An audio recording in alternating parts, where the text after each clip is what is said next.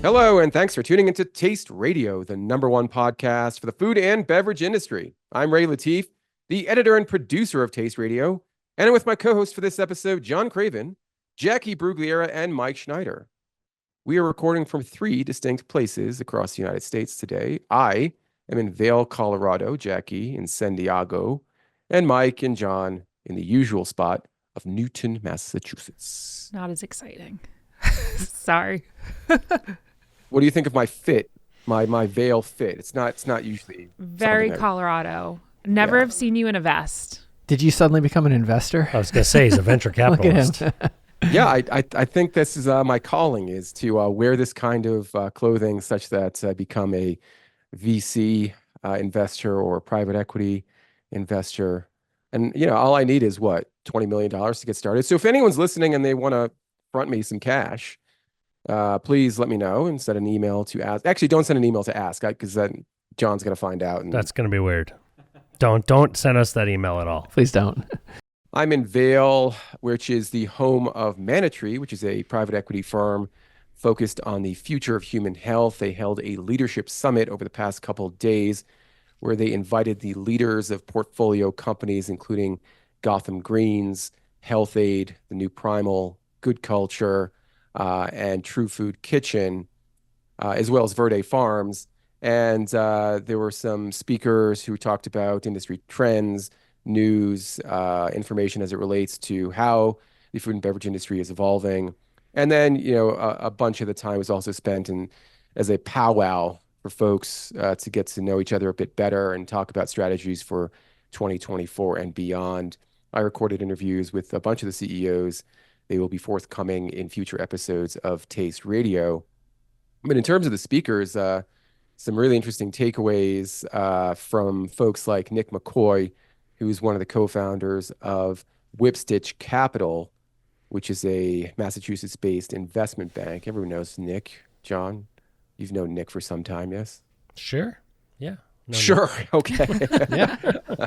I was like hitting me with the real tough questions here. I'm just sitting here thinking, why did we send the guy who doesn't ski to Vail? Vail, But I know. hey, That's what we're all thinking over here. I'm like, Ray is going to go nowhere near the most famous place in Vail. He thinks Manna Tree is the most famous thing in Vail.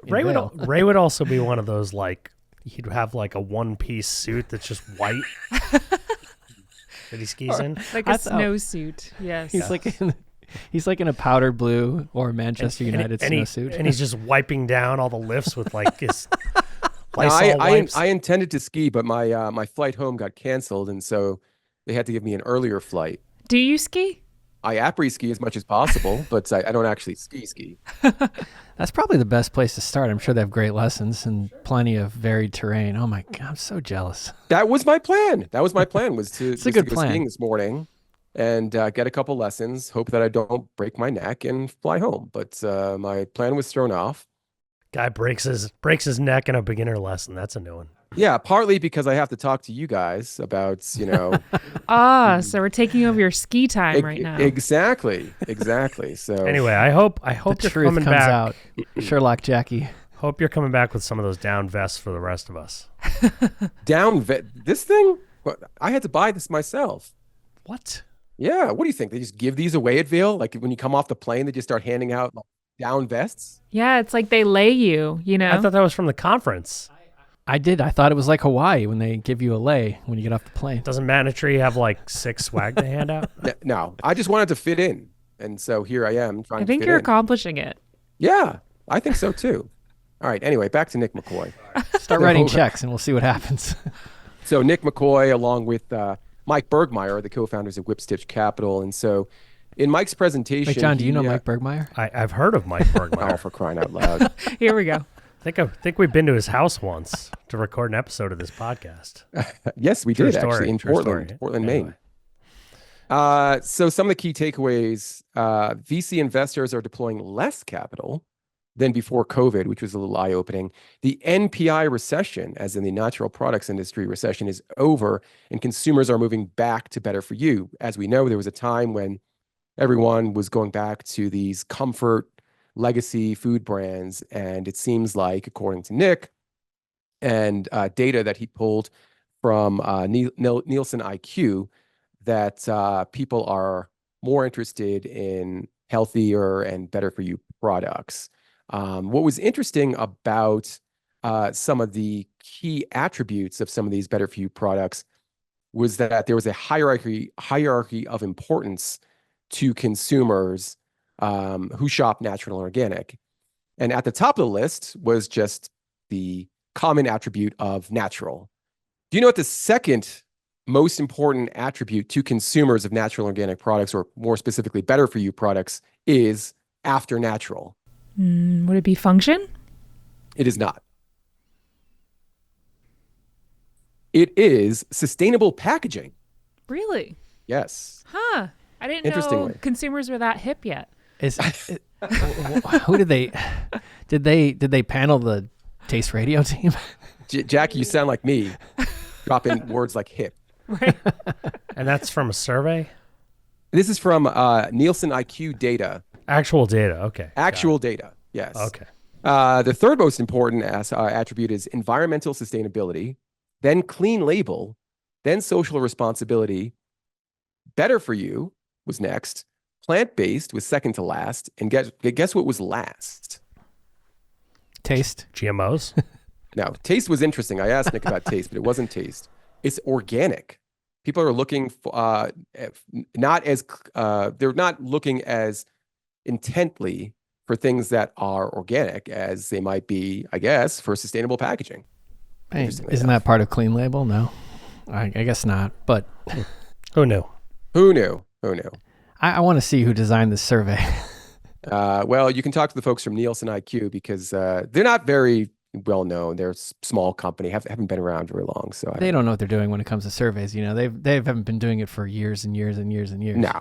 You have reason to doubt them, Mike, for sure. I think it's interesting because, like, I don't know. I mean, I feel like there's still some improvement as far as brands go and companies go on their packaging.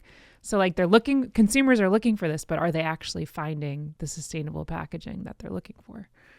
That's a good point, Jacqui. But I think it is putting an onus on emerging brands and legacy ones as well to think about sustainable packaging as they're developing their brands. Because as Nick pointed out, younger consumers are a powerful force for sustainability. Right now, you see a big percentage of people who are buying brands that embrace environmental sustainability and sustainable packaging on the younger end of consumers. And he noted that when these consumers start to enter the workforce and get better jobs and make more money, they're going to have even more of an impact on the industry as a whole and demanding things like sustainability and environmental friendliness. This also goes back to what Jacqui just said was really key here. Are they finding what they're looking for? And I think it sounded like in that survey that people were prioritizing the things that they can't find, and that the things that are lower down in the survey have become more table stakes or easy to find. So they're not saying it's their priority anymore because it's there. Possibly. I'm not sure. It could also just be that you shouldn't put a couple of marketers together to talk about a survey, Ray, because we're going to talk about the design. We're going to talk about the SKU. We're going to talk about, it's fascinating. Or you should, and it should be another podcast. Well, if you want to follow up with Nick about that, it was one of many slides that he shared as part of his presentation. There was another really interesting speaker that we heard from at the summit. His name is Andrew Petz, who is the M&A director for General Mills. He was pelted with questions and I guess comments from those in attendance. Some of the things that he talked about, I think, might be hard to hear as the founder of an emerging and disruptive company. But he did note that emerging brands will always matter to big CPG. The question is, can big CPG, in this case, General Mills, do it ourselves? Can we get a foothold? Can we buy it? He also noted that General Mills, and probably by extension other strategic companies, are not good at scaling $25 million acquisitions, which is probably why you're not seeing a lot of that in the M&A space, or at least of late. he, I'm not going to mention the name of the brand, but it's a well-known cereal brand in our space that has done pretty well. Great revenue, seems to have a ton of loyal consumers. And from what I took from the conversation is that they've been shopping the brand around, but no one's biting. And it's because their valuation is too high. And the reality is that a lot of these strategics are thinking about whether or not they can create the same product with a lot less capital and just do it internally. And it seems like that is a real risk for emerging brands in that, yeah, you might have a great customer base. You might have, a brand that's at the tip of the tongue of, many consumers, retailers, and investors. But if there's no acquire, it's like if a tree falls in the forest, does anyone really care kind of thing. I don't know if that's the best comparison, but it was really interesting to hear about that. I mean, you might as well have just said Magic Spoon there. Yeah, I was going to say, is it a brand that rhymes with Tragic Loon? I didn't say anything. Also at the summit was the one and only Holly Adrien. Everyone knows Holly, who heads up natural, organic, and innovation for Kroger.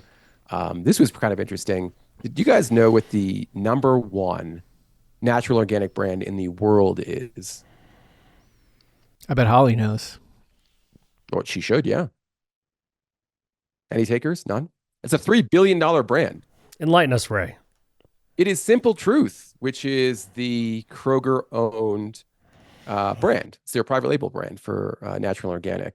And definitely interesting to think about how branded products fit into the Kroger, I guess, ecosystem when that is such a big part of their business.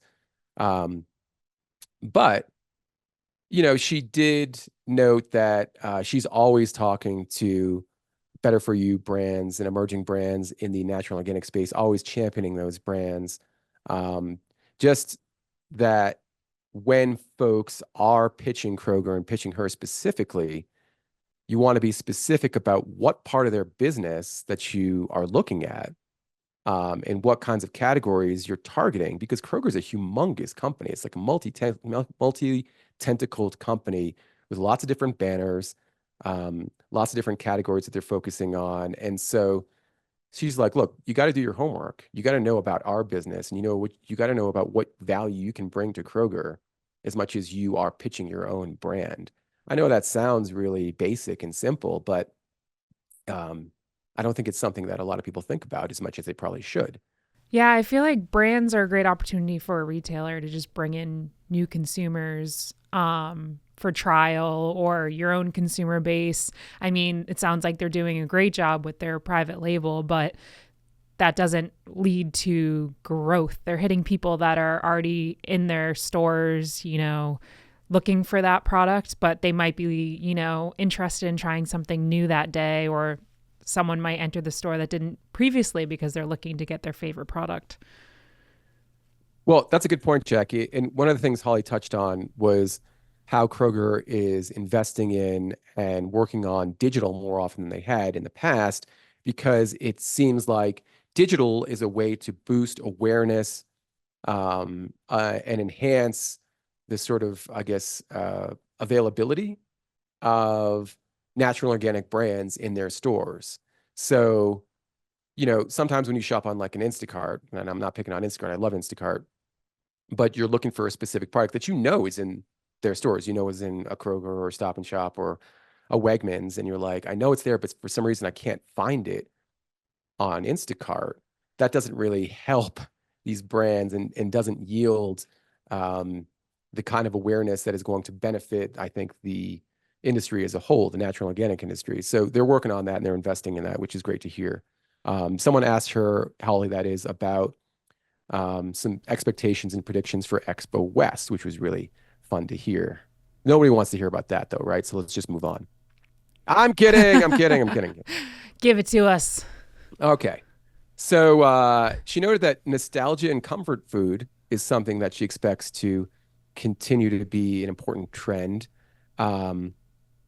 Better for you for sure.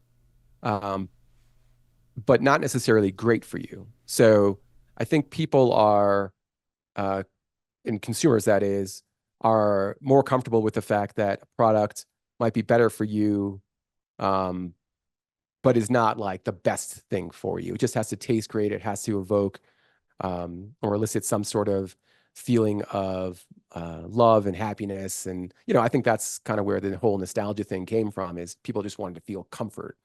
I mean, lots of better for you candy products that fit into Yeah, that for bucket. sure. For sure. Um, Gut health, she mentioned, and plant-based. Plant-based was another thing that came up quite a number of times in the past couple of days. But sort of a plant-based 3.0 where consumers want whole food ingredients. They want less ingredients and more clean label ingredients, specifically as it relates to plant-based food. Anyone for a mooski? Sounds like you're explaining mooski. I'll take one.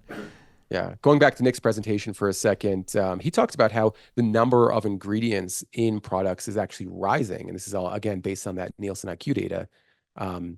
But consumers, are looking at those ingredients more closely. So you could have a ton of ingredients, and if they're all clean label or perceived to be clean label, it's fine. And I asked Nick, why do you think we're seeing more ingredients? Is it tied to better taste? People just want a better taste, and a way to get to that is to have more ingredients. You said, yeah, it's likely that is driving a higher number of ingredients in products. One other thing from Holly's talk was, it's interesting to think about the benefit of a product versus a free from product, and that, what I'm meaning by that is, instead of saying, oh, we don't have this, we do have this, is more enticing to consumers. So brands that keep saying, oh, well, we don't have gluten, or we don't have stevia, or we don't have this, or we don't have that, it seems like consumers are like, look, well, it's great that you don't have that, but what do you have? And so I think consumers are moving in that direction, according to Holly. And are we in our daily stand-up, Jacqui? It sounds exactly like what we talk about all the time. Don't talk about what you're not. Let's talk about what you are, and also just do that in the simplest way possible. And if you're trying to explain too many things, then you just don't know what you are. Yeah, and often when you're talking about what you're not, you have to go back to then talk about what you are. So it's like a more complicated conversation rather than just focusing on the benefit or having a clear, concise message. All right. Well, as I mentioned, a lot more coming from this summit in the next few weeks on Taste Radio. Look for those interviews coming soon. One thing I didn't see at the event, and I was a little disappointed because I felt like I needed, you have these long trips going out to the West Coast, and your cognitive function is just not what it is when you were back east. And so I needed a dose of Cognizin in my life. We just need more. We just needed to blanket the United States with Cognizin. And I say that because I love Cognizin, but also because they're the presenting sponsor of this episode of Taste Radio. Cognizin is a clinically tested nootropic ingredient that delivers a patented form of acetylcholine to supply your brain and those of your consumers with the energy it needs to stay sharp. Learn more at Cognizin.com. That's Cognizin.com. Someone clearly needs some Cognizin because they are in Vail and think they're on the West Coast. But hey. Close enough, I don't know. Geography, not as strong. It's like a 2-hour flight from me. I don't know. I think this is considered the West Coast, no? Can you see the ocean out the window, Ray? I'm going to go with no. Find the ocean. I would say I'm on the West Coast. You're in what one calls the Rockies. You know what brand does use Cognizin in some of their products is C4. C4, the energy drink brand that is one of the fastest growing that we've seen in recent years. C4 is marketed by a company called Nutrabolt. Nutrabolt was in the news recently because they led a $90 million investment in a supplement brand called Bloom Nutrition. I think we're pretty familiar with Bloom Nutrition. I did a interview with the founders, Mari and Greg Llewellyn, a few episodes back. Really interesting company. Interesting to hear about how they've leveraged TikTok and their popularity on TikTok and Instagram to develop a loyal following of consumers, using e-commerce data and insights to land pretty big retailers like Target. I guess the thing that was really surprising to me was the amount of the investment, $90 million for a minority investment at that. Going big. Yeah, definitely not going home, but definitely going big. Yeah. I don't know. I just did not see this deal coming. John, your thoughts? Yeah, I mean, I totally saw it coming. No, no, I mean, I really like this partnership, whatever you want to call it, of these two brands, just in that, they sort of are. I mean, they definitely play in the same general space, but C4 is a very different brand and probably consumer based than Bloom, so it kind of gives them like a new horse in the race, but in a race that they're very, familiar and successful in already. So I think it's pretty cool. Excited to see what happens. Bloom is a beautiful brand with, insane e-commerce potential. So put $90 million. They're doing really well on e-commerce. I mean, exactly. Yeah. But if you want to scale that, then what do you think a bunch of that 90 million is going to go into? It's probably partially product and, to be able to add more product to the mix, but some of that's going into the marketing budget. And C4 has crushed it in retail. So I think it makes sense to, tap into e-commerce and maybe bring their capabilities in retail to Bloom. There's just like a lot of opportunity there, and they're both kind of in the supplement functional space. So NutriBult's stake in Bloom Nutrition is a 20% ownership stake, according to the article on BevNet. The article also noted that the $90 million financing has Deep Eddy Vodka founder Clayton Christopher and consumer investment firm Amberstone coming on board as well. Well, congratulations to all involved, and particularly Mari and Greg Llewellyn. Way to go. Also, a huge congratulations to Madeline Hayden, who is the founder of plant-based coffee creamer brand Nut Pods. We've known Madeline for a very long time. I remember when she used to come to our office in Watertown. It was really fun to see her. She used to come to our food and beverage education events. And I don't know. I always love this part of doing what we do, when we see these bright-eyed founders, and there's a lot of skepticism and naysayers, and then just look what she's built. It's incredible. So she sold Nut Pods was sold to a Kroger-backed investment group called M. Pearl Rock. And details or terms of the deal were not disclosed, but Nut Pods is in 15,000 retail stores. It's the top-selling plant-based creamer brand within natural retail, according to the company. And I don't know, Madeline. Whenever I think about her, I always am happy. Ray. Yeah, she's just such a good person, and she's just always been positive about her brand. She's always had a smile on her face. She's never had anything negative to say about anyone. I just think it's amazing. What more is there to say about Madeline except she's the best? All right, let's get to new products. I have a really interesting new product that hasn't even hit the market yet. Health-Ade, as I mentioned, is part of the Manna Tree portfolio. And so it was leaked, and it was also reported on BevNet that Health-Ade is launching a new better-for-you soda. This one is called Sunsip. Sunsip is intended to compete with the Olipops, Poppy, and Culture Pops of the world. Their tagline is soda with benefits, and it has 5 grams of sugar per 12-ounce can. And this strawberry vanilla flavor in particular has 25 calories in total. Is it Booch Pop 2.0, Ray? What's it like? Tell us. Well, the first thing that someone from Manna Tree mentioned about this product is that it does not contain stevia.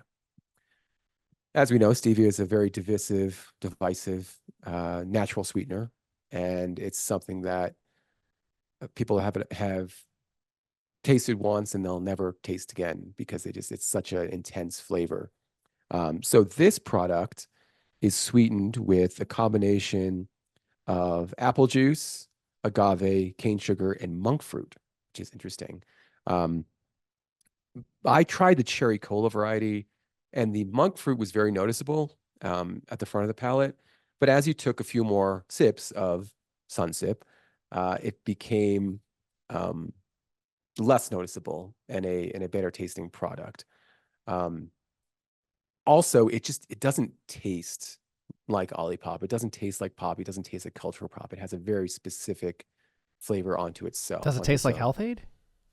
No, definitely not. And it doesn't have a kombucha base as well. So if you recall, Health-Ade Pop, I believe, was their first attempt at a soda product. It came in a slim can. It just, for some reason, it didn't work. I think originally it was called Booch Pop, and then they changed it to Health-Ade Pop, and then the whole thing just got discontinued entirely. Now just go to Sunsip. It's cool. Okay. Well, I don't know if I can bring a can home because I don't know if I'm checking a bag, but if I can, if I do, this one's yours, John Craven. You can talk about it. But Sunsip is launching nationally at Whole Foods on February 1st. I spoke with the CEO, Chris Lansing. There's a lot of excitement internally about this product and its potential to really broaden the base of consumers for Health-Ade. Okay, well, this that I've got here is a new Southern Chili Crisp from a company called Red Clay. They're a hot sauce company in Charleston, South Carolina. And this... Founded by Molly Fining. There you go. Yep. This stuff is peanut-based. So it's peanut oil, peanuts, I think garlic and shallot. It's pretty tasty stuff. Here, Mike, you want to try some? Yeah, absolutely. Oh, this is dangerous here. Are you going to do that? Just taking a spoonful? You're not going to put it on anything? I neglected to bring any tasty snacks. Jacqui, this is how I eat chili crisp. Yeah, you just go right from the jar. This is how I do it. I really like this stuff. It's the peanut flavor is definitely unique. Not 100% sure what I would do with it just yet, but oh yeah, just go for a full. Just nuke yourself, Mike. It's super peanutty, yeah. Good. What is the name of the brand again? Red Clay. Red Clay. Okay. Yes. And marketed as a Southern style chili crisp. So quite tasty. Highly recommend this stuff. Yeah, it's tasty. And while we're on the subject of hot sauces, I have the latest from Truff, which is their jalapeno lime black truffle infused hot sauce. This stuff is also here, Mike, just keep going on hot sauce. Here, yeah, why not? This is a lot milder than most of the chili crisps. I mean, it's this good. It kind of tastes more like a sauce than an actual like hot sauce. Like, I don't know. I tried putting this stuff on some tacos. It was pretty tasty. Does it taste like a peanut sauce? You know, like when you get like Thai food. You have yes, good it's comparison. A little bit like that, but it's not quite as sweet or as thick. But it definitely has some of that same essence, I'd say. Mm-hmm. Yeah, and now we're going for the Truff jalapeno lime black truffle infused, of course, hot sauce. Just like, ooh, that's good. Yeah. Thank you, Nick and Nick. There you go. And Molly. But yeah, that's all I've got. Hot sauces. I have a beverage over here to switch it up. It is called Musi, which is MUCI. It has a sloth on the front, which is kind of fun, but it's plant-based energy with Mucilago de Cafe, which I had to research a little bit because I had no idea what that was. I thought that was a Lamborghini. Sounds fancy, right? Like luxurious. Mucilago de Cafe.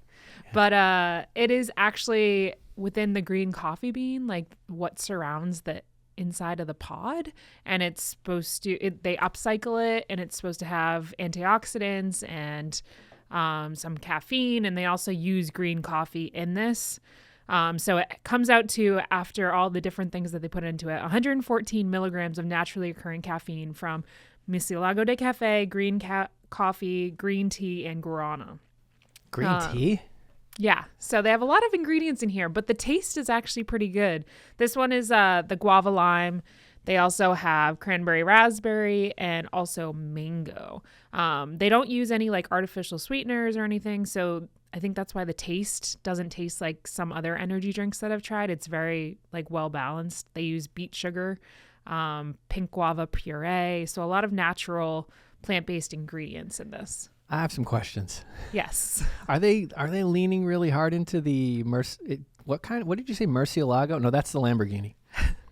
Murcielago. Dave Cafe. Okay, Day Cafe. And is it like a tiny word on there, or? It's right underneath plant-based energy. And also on the website, they have a whole specific page to explain and educate the consumer on it. My second question is, why would you associate a sloth with an energy drink? I know. So they were saying on their website that, this is supposed to help you shake the sloth. I see. So it's a very awake sloth. I got it. Okay, that makes sense. Yeah. I love guava lime as a flavor. I've never heard of anyone using guava lime. Yeah, it's really nice. It's really, really tasty. Hopefully we'll get to try some of that at Expo, maybe? Maybe. Secret vial? Who knows? I'd love to try some. Or you could send it to 65 Chapel Street. Oh, boy, don't do that right now. Jacqui, you have even more on your table there. What else you got? So one of the things my friends make fun of me for is I always have frozen peas because you never know when you're going to need them. And they're really easy to just microwave and eat whenever you want. So I mean, so many questions. You never know. Like, do your friends just go right to the freezer? Like, what goes on? They see me doing these things. They're like, if someone's chasing you, just throw them behind you and try to trip the people. Yeah, they're great if someone like intrudes into your apartment and just throw them on the ground. Multifunctional, but that's my love of peas is why I picked this product up in my local Lazy Acres. This is Bhuja, Bhuja, and this is their crunchy seasoned peas. And Bhuja has a variety of like nut mixes and peas, and their main thing is that the company started a long time ago with just like a push cart of spices in Australia, and all of their products are really focused on flavor and using unique spices. And these are really, really tasty. It's really simple ingredients too. It's just green peas, sunflower oil, salt, and spices. That's pretty much it. So it's a really healthy, clean label snack. And it is an Australian brand that's making its way to the U.S. And the next big trend at Expo West, emergency peas. I'll have some in my backpack.